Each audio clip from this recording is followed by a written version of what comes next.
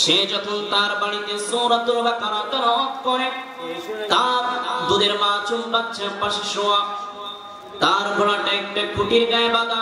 Usaid ইবনে হুযাইর রাদিয়াল্লাহু তাআলা আনহু সে যখন সূরাতুল বাকারা তেলাওয়াত করে, তার গলাটা কেসের দিকে দুই পা উঠে লাফায়।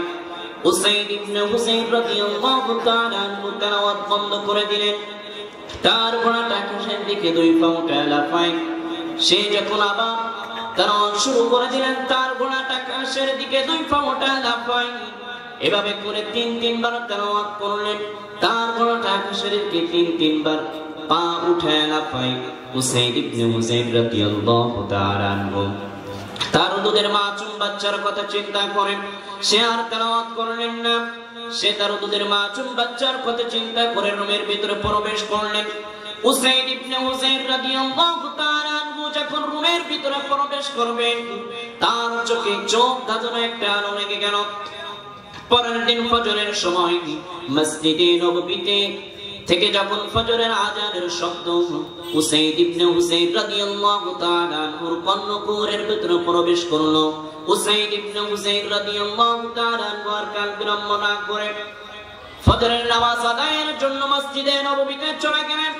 ফজরের নামাজ শেষ হয়ে গেল। উসাইদ ইবনে হুযাইর রাদিয়াল্লাহু তাআলা আনহু আল্লাহর নবীর কাছে গিয়ে বসলেন। ইয়া রাসূলুল্লাহ, ইয়া হাবিবাল্লাহ, গত রাতে আমি আমার বাড়ির কোনায় গিয়ে বসে সূরাতুল বাকারা তেলাওয়াত করতেছিলাম। ইয়া রাসূলুল্লাহ, আমি যখন সূরাতুল বাকারা তেলাওয়াত করি আমার ঘোড়াটা কাছের দিকে দুই পা উঠে লাফায়। ইয়া রাসূলুল্লাহ, আমি যখন তেলাওয়াত বন্ধ করে দিই আমার ঘোড়াটা আবার স্বাভাবিক হয়ে যায়। ইয়া রাসূলুল্লাহ, তিনবার এমন ঘটনা আমার সাথে ঘটেছে। ইয়া রাসূলুল্লাহ, এর কারণ কি আমি জানতে চাই।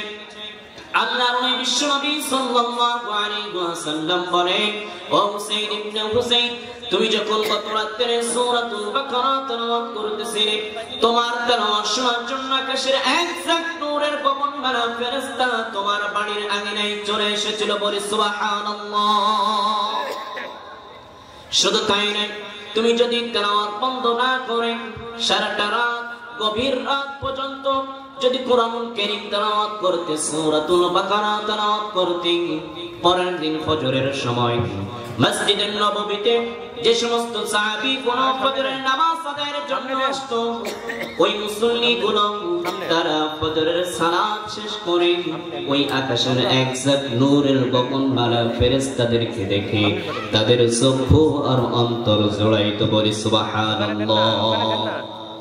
সম্মানিত হাজিরিন, আসুন আমি আপনাদের সামনে পবিত্র কোরআনুল কারীম থেকে একটি আয়াত কারিমা তেলাওয়াত করেছি। আল্লাহ রাব্বুল আলামিন এই গোটা পৃথিবীতে কোরআনুল কারীমের ভাষায় পৃথিবীর সমগ্র মানুষকে আল্লাহ সুবহানাহু ওয়া তাআলা মৌলিকভাবে একনিষ্ঠভাবে চার প্রকারে ভাগ করেছে। সবাই একটু আওয়াজ দিয়ে বলেন, কয় শ্রেণীতে ভাগ করেছে? চার প্রকারে ভাগ করেছে। এক নম্বর মুমিন, দুই নম্বর মুশরিক, তিন নম্বর মুলহিদ, আরবি শব্দ যেটা বাংলায় বলা হয় নাস্তিক, চার নম্বর মুনাফিক। এবার আসুন আমরা কোরআনুল কারীম থেকে জেনে নিই এই চার প্রকারের মানুষের জন্য আল্লাহ সুবহানাহু ওয়া তাআলা কাল কিয়ামতের ময়দানে যখন হিসাব নিকাশ করবেন কোন প্রকারের মানুষ কোথায় চলে যাবে। আল্লাহ রাব্বুল আলামিন কোরআনুল কারীমের ভিতরে বলেন, মুমিন যারা জান্নাতে যাবে তারা, আল্লাহ পাক রব্বুল আলামিন বলেন, ইন্নাল্লাযীনা আমানু ওয়া আমিলুস সালিহাতি কানাত লাহুম জান্নাতুল ফিরদাউসি নুজুলা। চিৎকার দিয়ে বলি আল্লাহু আকবার। আর জোরে বলি আল্লাহু আকবার। আল্লাহু আকবার বলতে কি কারোর আপত্তি আছে? বিগত স্বৈরাচার সরকার থাকাকালীন আমরা দেখেছি ৯৫% মুসলমানের ভূখণ্ডে বাস করে। আল্লাহু আকবার স্লোগানকে কিছু নাস্তিক, কিছু মুরতাদ আল্লাহু আকবার স্লোগানকে তারা বিতর্কিত স্লোগান হিসাবে চালিয়ে দিত। কত বলেন ঠিক কিনা? সম্মানিত ভাইরা, আল্লাহ পাক রব্বুল আলামিন কোরআনুল কারীমের ভিতরে বলেছেন, অরব্বাকা ফাকাব্বির, হে নবী তুমি তাকবীর দাও তোমার রবের নামে।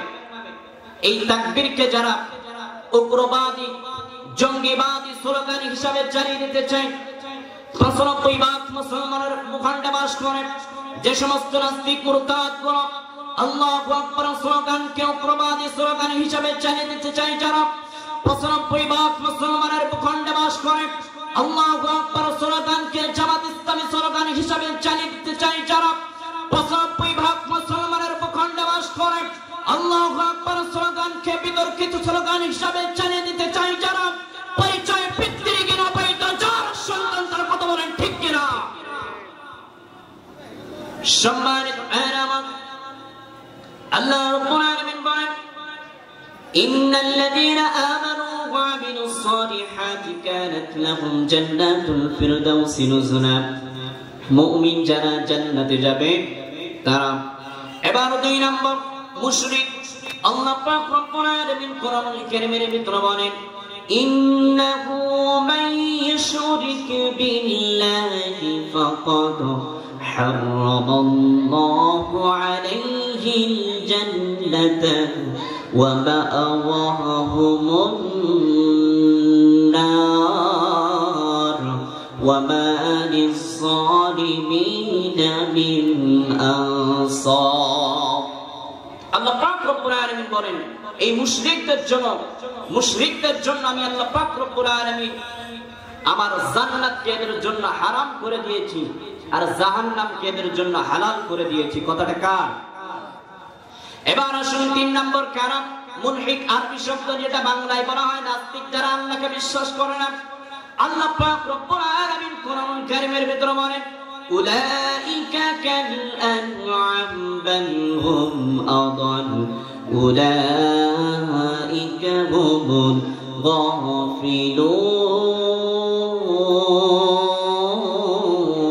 গাফিলুন। জোরে বলি আল্লাহু আকবার। এই মানুষগুলো 4 পায়ে জানোয়ার থেকে নিকৃষ্ট বলেছেন কে? আল্লাহ পাক রব্বুল আলামিন বলেছেন, উলাইকা কাল আনআম বাল হুম আদাল। 4 পায়ে পশু থেকে এই মানুষগুলো হলো নিকৃষ্ট। এবার আসুন 4 নম্বর মুনাফিক। আল্লাহ পাক রব্বুল আলামিন কোরআনুল কারীমের ভিতরে বলেন, ইন্নাল মুনাফিকিনা ফিদ দারকিল আসফালি মিনান নার ওয়া লান তাজিদ লাহুম নাসীরা। আমি আল্লাহ পাক রব্বুল আলামিন কাল কিয়ামতের ময়দানে এই সমস্ত মুনাফিকদের জন্য আমি আল্লাহ পাক কোনো সম্মান দিব না। দুনিয়াতে এদের কোনো সম্মান দিব না, দুনিয়াতে এদেরকে লাঞ্ছিত করব, বঞ্চিত করব। কথাটা কার? ও দুনিয়ার মুসলমান ভাইরা, এই সমাজে মুনাফিক আছে না নাই? আরো জোরে বলেন, আছে না নাই? মুনাফিকরা আলেমদেরকে কারাগারের ভিতরে বন্দী করে রাখে। ও দুনিয়ার মুসলমান ভাইরা, আমি আপনাদেরকে প্রশ্ন রাখতে চাই, বাংলাদেশের হক্কানি আলেম ওলামাদেরকে, বিশ্ব আনন্দিত মুফাসসির আল্লামা দেওয়ার হোসেন সাইদিকে যারা দুনিয়ার জমিন থেকে পুশ করে বিদায় করেছে, যারা এরা কি কখনো ভালো মানুষ হতে পারে না? এরা কখনো ভালো মানুষ হতে পারে না। আল্লাহ পাক রব্বুল আলামিন কোরআনুল কারীমের ভিতরে বলেন, আফালা ইয়াতাদাব্বারুনাল কুরআন আম আলা কুলুবিন আকফালুহা। ও দুনিয়ার মুসলমান ভাইরা, আল্লাহ পাক রব্বুল আলামিন আপনার আমার মাঝে যে কোরআন দিয়েছেন, ও দুনিয়ার মুসলমান ভাইরা ভালো করে খেয়াল করেন। আফালা ইয়াতাদাব্বারুনাল কুরআন, আল্লাহ পাক রব্বুল আলামিন আপনার আমার পরে যে কোরআন নাযিল করেছেন, এই কোরআন শুধু কি 5 ওয়াক্ত নামাজের জন্য দিয়েছেন? এই কোরআন কি শুধু নামাজ কায়েম করার জন্য দিয়েছেন? আল্লাহ পাক রব্বুল আলামিন তা সেজন্য দেয় নাই। ইয়াতাদাব্বারুনাল কুরআন, প্রতিটা ক্ষেত্রে এই কোরআন গবেষণা করে যদি আপনি আমি ব্যক্তিগত জীবন থেকে পারিবারিক জীবন পর্যন্ত যদি প্রতিটা কাজের মধ্যে এই কোরআন দিয়ে যদি আপনি আমি পরিচালনা করতে পারতাম, তাহলে বিশ্ব আনন্দিত মুফাসসির আল্লামা সাইদি দুনিয়ার জমিন থেকে পুশ করে ওই স্বৈরাচারের বাচ্চারা তারা সাহস পেত না। এই কোরআন যদি ব্যক্তিগত জীবন থেকে পারিবারিক জীবন পর্যন্ত প্রতিটা ক্ষেত্রে আপনি আমি যদি প্রতিটা ক্ষেত্রে কোরআন দিয়ে আমল করতে পারতাম, তাহলে শাইখুল হাদিস ইবনুল শাইখুল হাদিস আল্লামা মামুনুল হক, মুফতি আমির হামজা, কাজী ইব্রাহিমকে তারা কারাগারে নির্যাতন ভোগ করার সাহস পেত না। কথা বলেন ঠিক কিনা? আমার ভাইরা, আল্লামা সাইদিকে দুনিয়ার জমিন থেকে পুশ করে বিদায় করেছে যারা, আবু লাহাবের বাম হাত তারা আল্লামা সাইদিকে দীর্ঘ 14টি বছর কারাগারে নির্যাতন ভোগ করেছে যারা, আবু লাহাবের ডান হাত তারা। কথা বলেন ঠিক কিনা? আল্লামা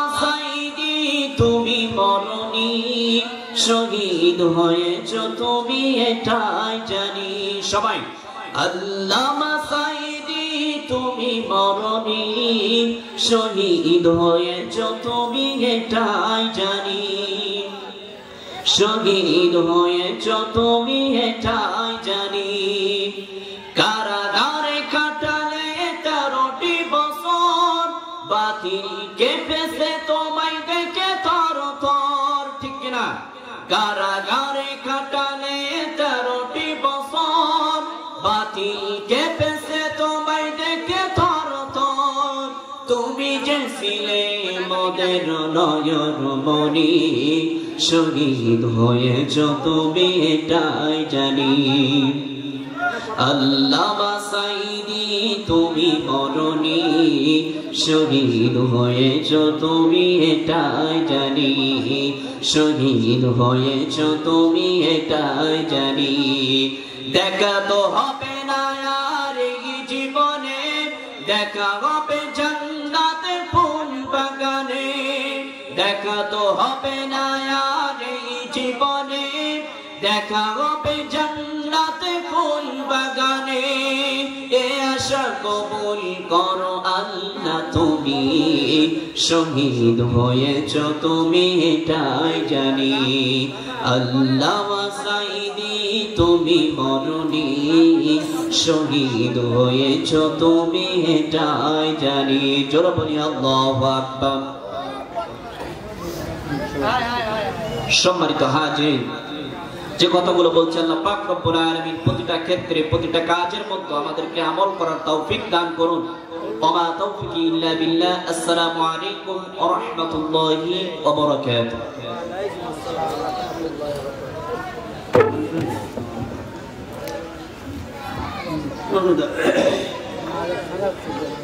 আলহামদুলিল্লাহ।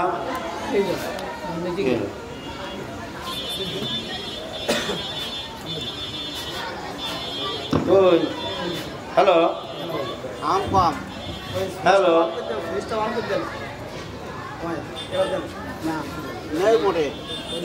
আলহামদুলিল্লাহ। আমরা কোরআন ও হাদিসের আলোকে মূল্যবান আলোচনা শুনছিলাম, সত্যি ভালো লাগছিল, কিন্তু সময়ের অভাবে আমরা সময় দিতে পারলাম না, এজন্যই দুঃখিত।